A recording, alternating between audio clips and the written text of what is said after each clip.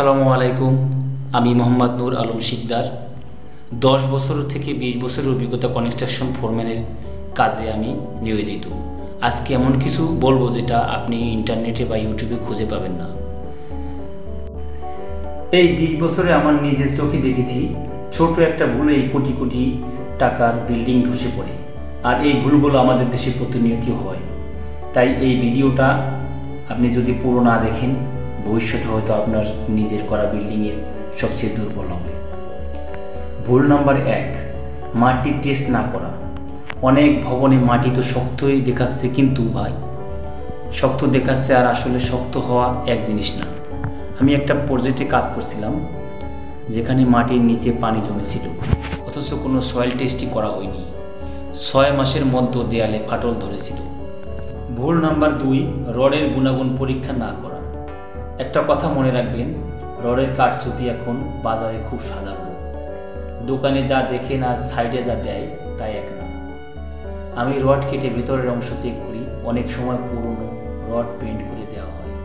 আপনারা সাইডে রড আনলে একটা রড কাটুন, দেখুন ভিতরটা কেমন এবং সম্পূর্ণ জায়গায় রডের গায়ে ঠিক আছে কিনা। 3 নম্বর ভুল, ছাদ ঢালাইয়ের সময় পানি দেওয়া। এটা একটা কমন ভুল। ছাদ ঢালাইয়ের সময় অনেকে আবারও পানি দেয়।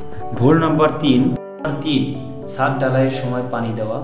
এটা একটা কমন ভুল। ছাদ ঢালাইয়ের সময় অনেকে আবার পানি দেয় ভবনে, এতে মসৃণ হবে, কিন্তু এটা ঢালাইয়ের গুণগত মান নষ্ট করে দেয়। ঢালাইয়ের সময় সঠিক কিউরিং সময় পর্যন্ত পানি দিতে হয়, কিন্তু ঢালাইয়ে চলাকালীন নয়। ভুল নাম্বার 4, কাজে তাড়াহুড়ো করা, কিন্তু এটা ভালো না। বিল্ডিং বানাতে সময় নিতে হয়। তাড়াহুড়ো করলে প্লাস্টার ফেটে যায়, রড শাটারিং ফিটিং ভুল হয়।